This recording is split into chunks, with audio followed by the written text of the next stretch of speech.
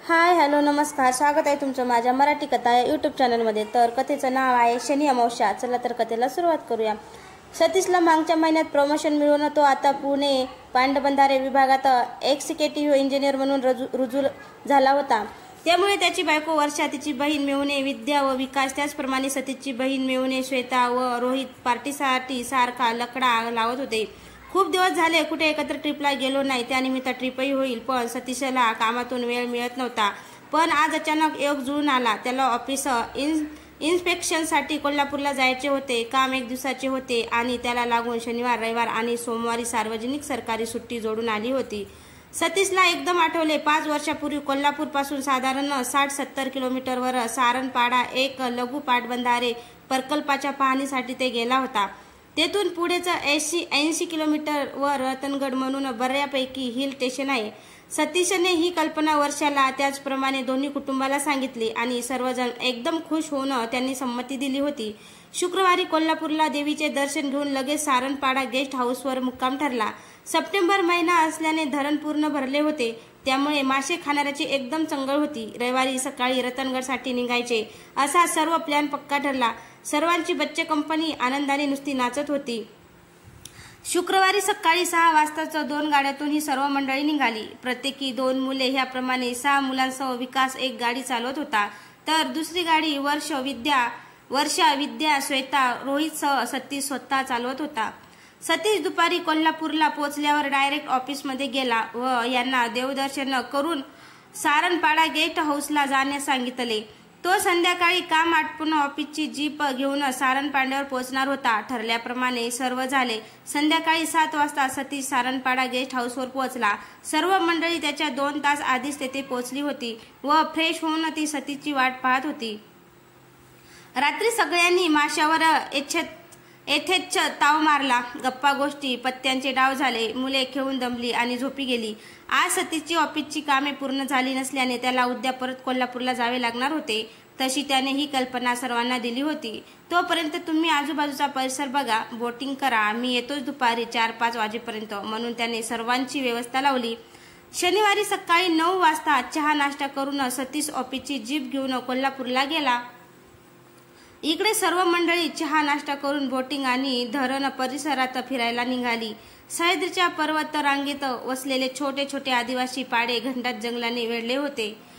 सुरक्षित वनक्षेत्र असल्याने अनेक पशु पक्षी, हिंस्रपदे, वन्य प्राणी, सरपटणाऱ्या प्राण्यांची चांगली रेलचेल होती।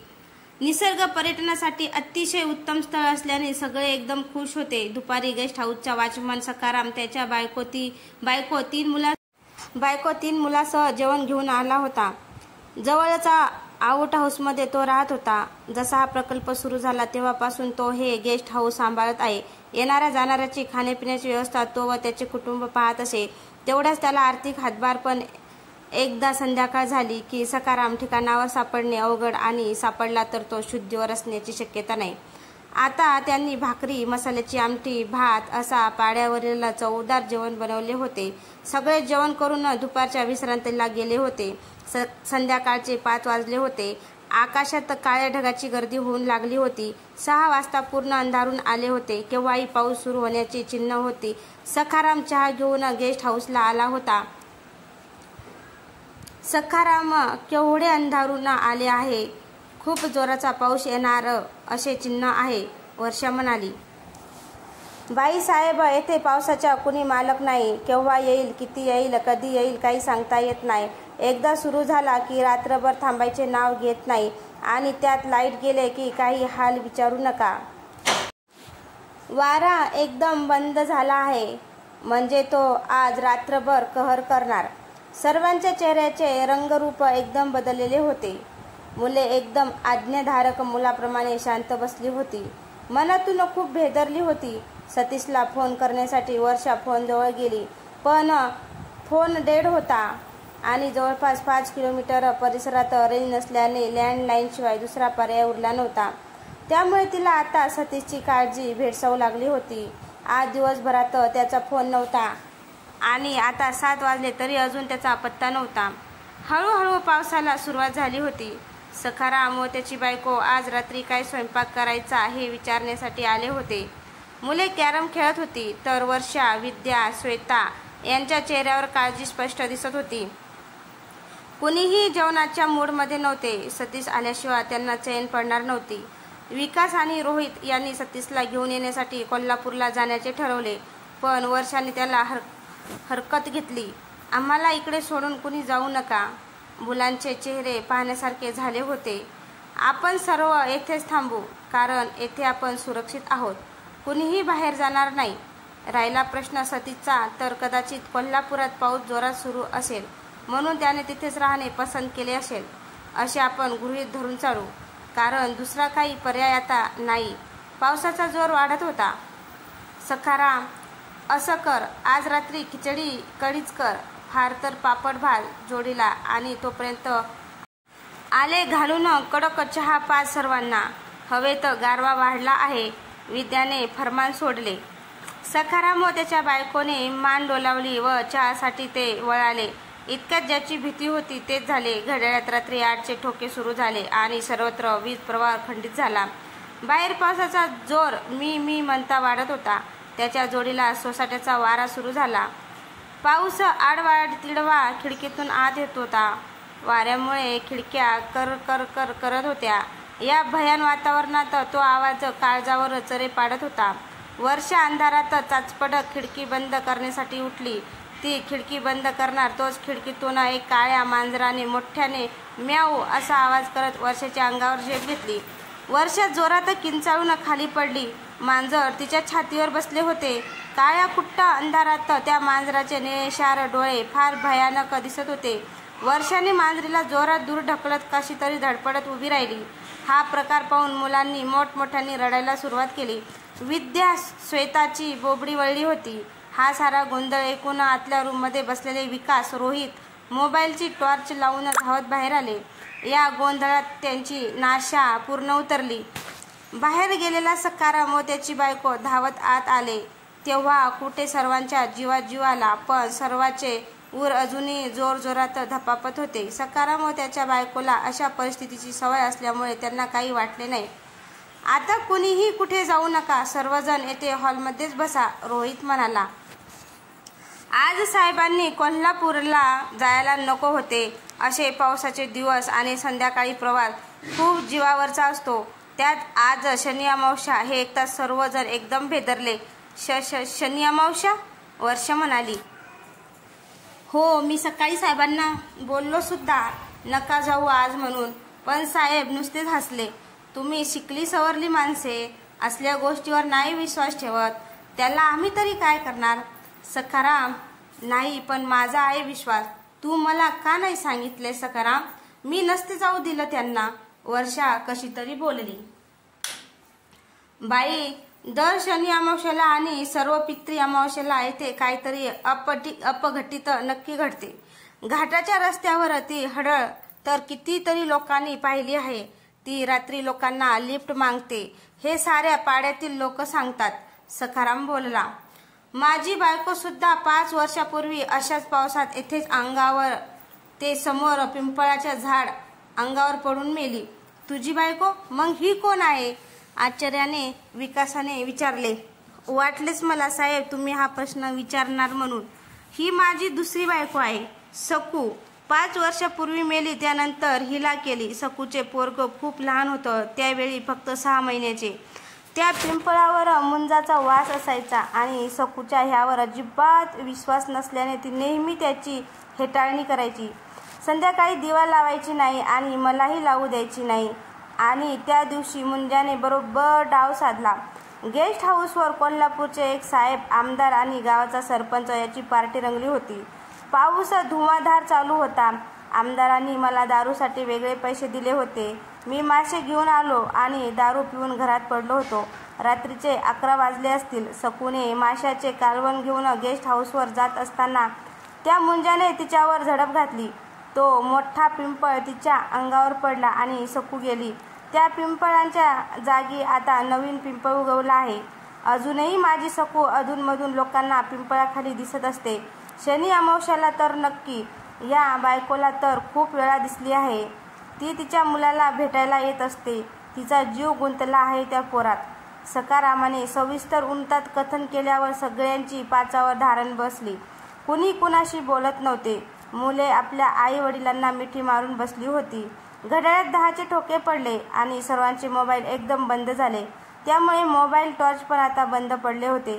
काय होते आहे कुणाला काहीच कळत नव्हते. काळा कुट्ट अंधार कोसळणाऱ्या पावसाबरोबर घोंगावणाऱ्या वाऱ्याचा आवाज भीषणता वाढवत होता. गेस्ट हाऊसमधील कुत्रा दारासमोर येऊन करून आवाजात रडत होता. सखाराम मेणबत्ती व कंदील आणण्यासाठी आउट हाऊसमध्ये गेला. तशी दार लावण्यासाठी सखारामाची बायको उठली. ती दार लावून हॉलमध्ये येत असताना खिडकी हवेने खाडकन उघडली. तिचे लक्ष समोर त्या पिंपळाच्या झाडाकडे गेले आणि ती जोरात किंचाळली, बाई बाई, ती ती पहा सखू. सर्वजण ताडकन उभे राहिले. एवढ्या गाराठ्यातही सगळे घामाने ओले झाले होते. विलास सर्व मुलांना घेऊन आधीच आतल्या रूममध्ये गेल्याने फार मोठा अनर्थ टळला होता. सर्वांची बोबडी वळाली होती. हॉलमध्ये पूर्ण अंधार. सगळे त्या पिंपळाकडे पाहत होते.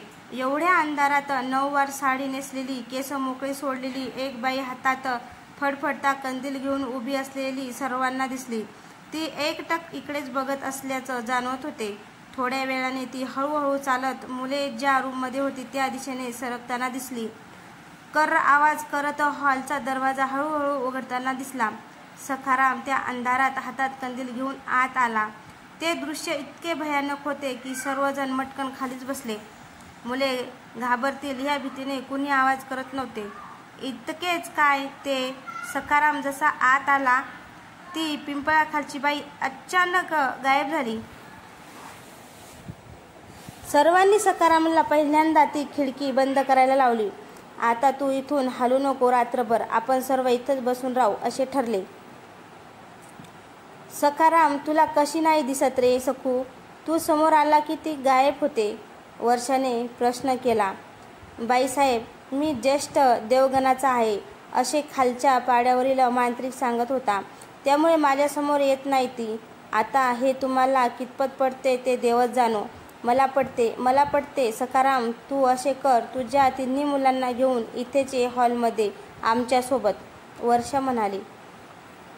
सखाराम त्यांची बायको मुलांना घेण्यासाठी त्यांच्या आउट हाऊसमध्ये गेले. सखाराम आउट हाऊसजवळ पोहोचत असतानाच त्या घरातून कोणीतरी बाहेर पळताना त्याच्या बायकोला दिसले. सखारामला हे सांगितल्यावर तो म्हणाला, अगं, ती सखू असेल, तिच्या मुलाला भेटायला आली असेल. सखाराम, त्यांची बायको, तीनही मुले व ही सर्व मंडळी रात्रभर हॉलमध्येच बसून होती. कुणालाही झोप लागत नव्हती. सतीश कोल्हापूरचा मुक्कामी राहिला अशी साऱ्यांची समजूत झाली. पहाटे 4 नंतर हळूहळू एक जण पेंगायला लागला. बसल्या जागी पेंगत सगळ्यांचे डोळे लागले. इकडे सतीशचे ऑफिसचे काम लांबले आणि तो रात्री 10 वाजता पार्टी जेवण करून सारण पाड्याकडे जाण्यासाठी निघाला. तसे काहींनी त्याला इथेच मुक्काम करणे सुचविले, कारण पावसाची लक्षणे दिसत आहे. पाऊस केव्हाही सुरू होईल, पण सर्व कुटुंब तेथे माझ्यासाठी काळजीत असतील आणि मुख्य म्हणजे लँडलाईन किंवा मोबाईलवर कॉन्टॅक्ट होत नाही. त्यामुळे मला जाणे भाग आहे. संध्याकाळपासून वातावरण असेच आहे. पाऊस काही येत नाही. तुम्ही नका काळजी करू. मी जातो आरामात आणि रेंज मिळाली तर तुम्हाला पोहोचल्याचा फोन करतो असे म्हणून सतीशने गाडीला चावी दिली. सतीश सारणपाड्याच्या दिशेने निघाला होता. रात्रीचे आता 11 वाजले होते. रस्ता एकदम सुनसान होता. गाडीत गाणी सुरू होती. घाट पूर्ण चढून झाल्यावर उतरणीला त्याला पावसाने गाठले. हायपर खर खर खर करत आवाज करत होते. पावसाचा जोर वाढल्याने पुढचे दिसणे अवघड जात होते. त्यामुळे गाडीचा वेग मंदावला होता.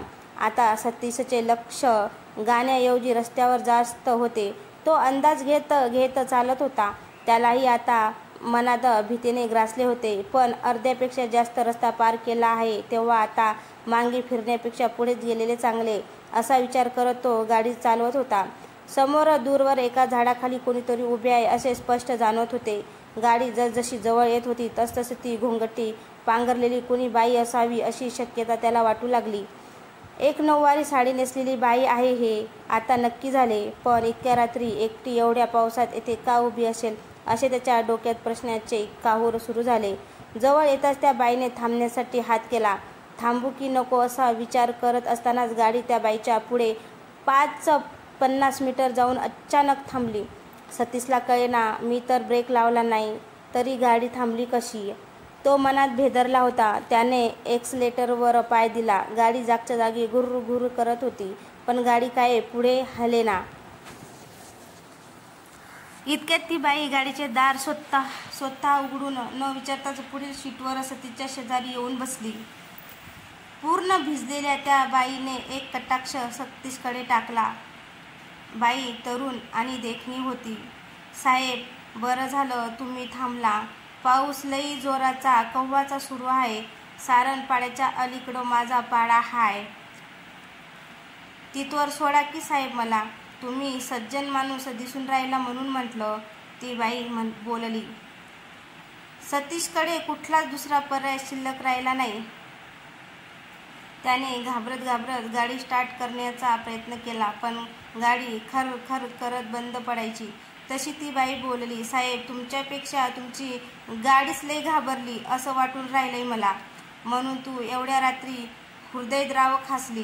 सतीशने खिशातून रुमाल काढून चेहऱ्यावरचा घाम पुसला. चला की साहेब म्हणत ती बाई परत बोलली, गाडी सुरू होत नसल तर धक्का मारू का.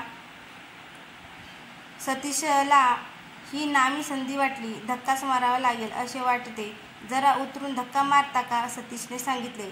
तशी ती बाई खाली उतरली आणि उतरता म्हणाली, साहेब, पळून जाऊ नका बरं, आणि दात काढत मोठ्यानं हसली. त्या बाईने फक्त पाठीमागून फक्त गाडीला पाय लावला आणि गाडी सुरू झाली. तशी संधी साधा सतीशने गाडी जोरात पुढे काढली, पण 100 मीटर पुढे जाऊन गाडी परत आपोआपच थांबली आणि घुरघुर करू लागली. ती बाई परत आरामात गाडीत येऊन बसली. सतीशकडे तिने फक्त एक तीक्ष्ण नजर टाकली. सतीशला हे नक्की काय प्रकरण आहे हे आता उमजू लागले होते, पण तो आता त्या सापळ्यात पूर्णपणे अडकला होता. नाईलाजाने त्याने गाडी सुरू केली. हळूच चोरून तो त्या बाईच्या हालचालीवर नजर ठेवत होता, पण ती बाई एकदम शांत नजरेने सरळ पुढे पाहत होती. कुठं? सारंगपाडा गेस्ट हाऊसवर का साहेब, समोरची नजर न हलवत ती म्हणाली. तुम्हाला कसे समजले? मला सारंगपाडा गेस्ट हाऊसवर जायचे आहे ते, सतीशने मोठा आवंडा गिळत भीतीने विचारले. बस का साहेब, स्मशान घाटावर गेले होते म्हणत तिने एक नजर तिरप्या डोळ्याने सतीशकडे टाकली. नंदोईच्या मोतीला गेले होते. पोरग घरी शेजारणीकडे ठेवून आली म्हणून निघावं लागलं. बघा, एवढ्या पावसात आणि रातची म्हणलं तर आम्हा आदिवासींना नाय भ्या वाटत रातचं. आमची रातीशी दोस्ती हाय, तिने खुलासा केला. साहेब, जरा सांभाळून. इकडं निमुळतं वळण हाय, लय ॲक्सिडेंट होता बघा इथं. इतक्या सतीशला गाडीच्या मागे एक 5-6 वर्षाचा मुलगा रडत पळत आहे असा भास झाला आणि तो मुलगा आई आई म्हणत गाडी मागे पळतो आहे असे दिसले. एवढ्या रात्री एवढ्या पावसात त्याला खूप विचित्र वाटले. उत्सुकतेपोटी त्याने गाडी थांबवली. काय झालं साहेब? तुम्हाला लहान मुलांचा आई आई असा रडण्याचा आवाज ऐकू येतो का? सतीशने त्या बाईला प्रश्न केला. ती फक्त हसली आणि म्हणाली, साहेब, खूळ लागलंय तुम्हासनी. इतक्या सुनसान जागी पोर रडण्याचा आवाज मला तर नाही आला. चला गुमान पुढं. सतीशने परत गिअर टाकला. थोडं पुढे गेल्यावर परत तसेच लहान मुलगा गाडीच्या मागे आई आई करत रडत पळण्याचा आवाज आला. आता त्याने नीट कानोसा घेतला. तो भास नक्कीच नव्हता.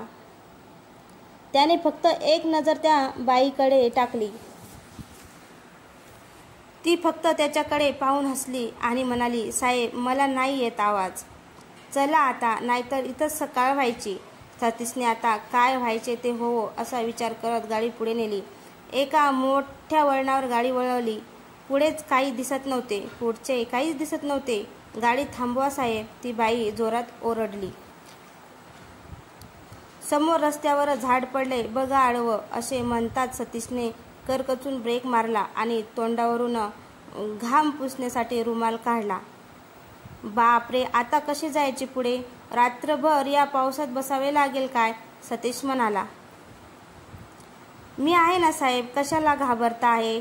गाडी थोडी मांग घ्या, डाव्या हाताला एक कच्चा रस्ता हाय, तो पुढं ह्या रस्त्याला जाऊन भेटतो.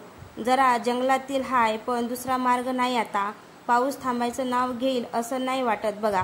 चला घ्या मांग गाडी.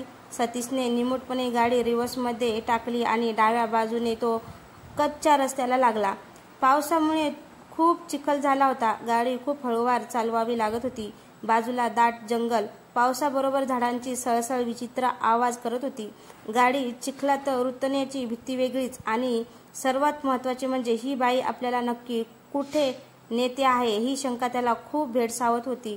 तो गाडी चालवतच आहे, किती वेळ झाला माहीत नाही. हातातील घड्याळ ही बंद पडले होते, पण दुसरा पर्याय तरी कुठे होता. गाडी आता चिखलात पूर्णपणे रुतली होती. पुढे जाणे अशक्य होते. साहेब, आता एक काम करू. ती समोर झाडाखाली झोपडी दिसते ना, ते आमच्या शेतातील खोपटं आहे. रातच्याला राहू तिथं, मग सकाळी निघू घरच्याला. घाबरू नका साहेब. गाडीचे हेडलाईट सुरू ठेवत पुढे ती बाई आणि मागे सतीश चिखल पाणी तुडवीत कसे तरी त्या झापापर्यंत आले, त्या झोपडीपर्यंत आले. तिने खोलीतील चिमणी शोधत तिने प्रकाश केला. सतीशने हातातील केचे बटन दाबत गाडीचे हेडलाईट बंद केले.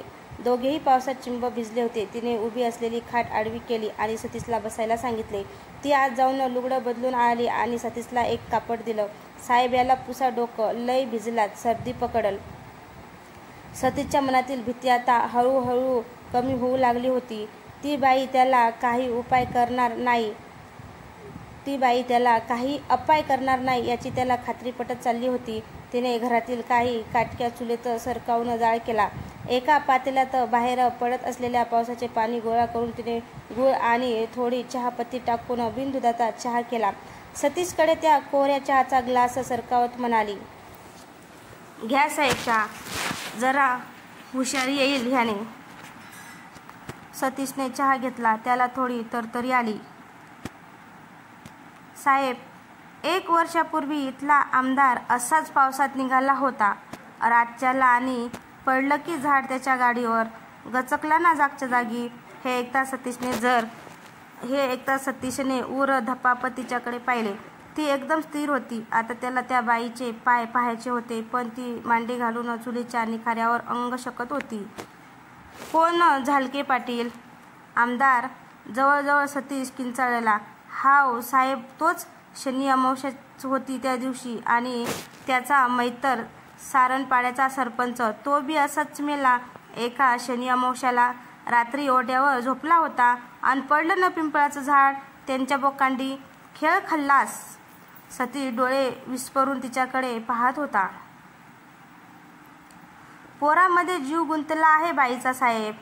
सावत्र आई लय पाहण्यात पाहते पोराला, लय छळ करते त्याचा. सखारामला दारूच्या नशेतून फुरसत नाही. कुठंतरी त्यांची चांगली व्यवस्था व्हायला हवी, म्हणजे त्याच्या आईचा जीव सुटल. नक्की काय होतं हे आता सतीशच्या चांगल्या लक्षात आले होते. तो फक्त इतकंच म्हणाला, सखूबाई, काळजी सोड आता पोरांची. जबाबदारी मी घेतो आहे. त्याला पुण्याला चांगल्या हॉस्टेलमध्ये ठेवेल, शिक्षण करेल, निश्चिंत रहा. तिने हलके हसत चुलीवर हात शेकत सतीशकडे पाहिले. लय उपकार होतील साहेब तुमचे. चला, पहाट होत आली, निघावं म्हणते आता. तेवढी काळजी घ्या म्हणत ती जंगलात पाठमोरी अदृश्य झाली. सतीशच्या आकलन शक्ती पलीकडे होते हे सारं. कुणाला सांगितलं तर विश्वास बसणार नाही, पण होतं ते खरं. बाहेर उजडायला लागले होते. पाऊसही थांबला होता. त्याने झाप्याबाहेर येऊन पाहिले तर काय, गेस्ट हाऊस समोर दिसत होते. त्याने एकदा झोपडीकडे, एकदा सखूबाईकडे अदृश्य झाली त्या जंगलाकडे पाहिले, आणि तो गेस्ट हाऊसच्या दिशेने चालू लागला. त्याने गेस्ट हाऊसचा दरवाजा 3-4 वेळा ठोठावला. सखारामने दार उघडले. सर्व मंडळी बसल्या बसल्या झोपी गेली होती. सतीशच्या आवाजाने सगळ्यांना जाग आली. सतीशला दारात पाहून सगळ्यांच्या जीवात जीव आला. हॉलमधील सर्व दृश्य पाहून सतीशला अंदाज आला होता नक्की येथे काय घडले असेल, पण त्याच्याबरोबर जे झाले ते सगळ्यांना कसे काय सांगावे हा प्रश्न होता. सगळ्यांचा सतीशला प्रश्नाचा भडीमार सुरू झाला. कुठे होता रात्रभर? सतीशने अगदी शांतपणे सांगितले. खूप पाऊस सुरू असल्याने मी कोल्हापुरातच मुक्काम केला. तुम्ही काळजी कराल म्हणून पहाटे पाऊस थांबल्यावर निघालो. सगळ्यांचा जीव भाड्यात पडला. प्रत्येकाने घडलेला सारा प्रकार सतीशला सांगितला. सतीश शांतपणे सर्व ऐकत होता. ह्यावर तो इतकंच म्हणाला. या जगात काही गोष्ट आपल्या आकलना शक्तीच्या बाहेर असतात. त्यावर जास्त विचार करू नये. घडल्या प्रकारांमुळे सगळ्यांचा आता ट्रिपचा मूड ओसरला होता. चहा नाश्ता करून आजचा आपण पुण्याला निघूया असा सर्वांचा सूर होता. मुले आतल्या रूममध्ये झोपली होती. सगळे आंघोळ करून चहा नाश्त्यासाठी डायनिंग टेबलवर जमले होते. चहा नाश्ता झाला. सगळे आपल्या बॅगा भरून तयार झाले. सतीशने सखारामला व त्याच्या बायकोला बोलावले. सखाराम, माझ्या डोक्यात एक कल्पना आहे. सखूबाईच्या मुलाला मी पुण्यात शाळेत शिक्षणासाठी घेऊन जातो. त्याची जबाबदारी माझी. त्याला चांगल्या हॉस्टेलमध्ये ठेवेल. तुला जेव्हा आठवण येईल तेव्हा तू येत जा भेटायला आणि दिवाळी उन्हाळ्याच्या सुट्टीत तो येत जाईल इथे तुझ्याकडे. अनपेक्षित प्रश्नाने सखाराम चक्रावला. साहेब, पण हे कशासाठी? अरे काही नाही, आमची सामाजिक संस्था आहे ती हे काम करते आणि तुझ्या तुटपुंजा पगारात हा संसाराचा गाडा चालवणं जड जात असेल म्हणून तेवढ्याच तुला आधार. सखारामच्या बायकोला तर सोन्याहून पिवळे झाले होते. ती आनंदाने तयार झाली. सखाराम तिच्या रोजच्या कटकटीला त्रासला होता. मुलाचे भले होते हे पाहत तो तयार झाला. वर्षा मात्र या साऱ्यामुळे चक्रावून गेली होती. तिने थोडी घुसफुस आदळआपट केली. सतीशने तिला बाजूला घेऊन फक्त इतके सांगितले, मी तुला गाडीत सर्व काही सांगतो. तुला जर पटले नाही तर त्या मुलाला आपण परत इथे आणून सोडू. चालेल? तेव्हा कुठे वर्षाने संमती दिली. सगळ्यांनी गाडीत सामान ठेवले. सखारामही मुलांना सोडायला त्यांच्याबरोबर पुण्याला निघाला होता. 2 गाड्यात ही सर्व मंडळी आणि ऑफिसच्या जीपमध्ये फक्त सतीश आणि वर्षा असे दोघेच बसले. गाड्या रस्त्याला लागल्या. वर्षाच्या मनात कुतूहलाने काहून स्पष्ट तिच्या चेहऱ्यावर दिसत होते. सतीशने वर्षाकडे पाहत सुरुवात केली. 5 वर्षापूर्वी आपण कोल्हापूरला असताना एक दिवस मी या प्रकल्पावर इन्स्पेक्शनासाठी आलो होतो. त्यावेळी प्रकल्प नुकताच पूर्ण झाला होता. मंत्र्याच्या हस्ते लोकार्पण सोहळा होता. त्याच्या तयारीसाठी आलो होतो. असेच पावसाचे दिवस होते. येथील आमदार झालके पाटील, सरपंच आणि मी रात्रीची बैठक बसली. दारू पिऊन सखाराम घरात शुद्ध हरपून पडला होता.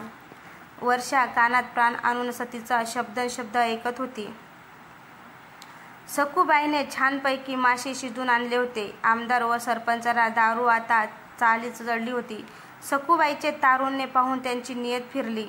त्यांनी तिच्या पदराला हात घालण्याचा प्रयत्न केला. सखूबाईने प्रतिकार केला. त्या तिघात खूप झटापट झाली. मी ती सोडवण्याचा प्रयत्न करत होतो. आमदार व सरपंचाला असे करू नका म्हणून विनवत समजावत होतो, पण ते दोघे ऐकण्याच्या मनस्थितीत नव्हते. त्या झटापटीत सखूबाई जोरात भिंतीवर आदळली गेली. त्या भिंतीवर एक टोकदार खिळा होता. तो खिळा सखूबाईच्या डोक्यात घुसला.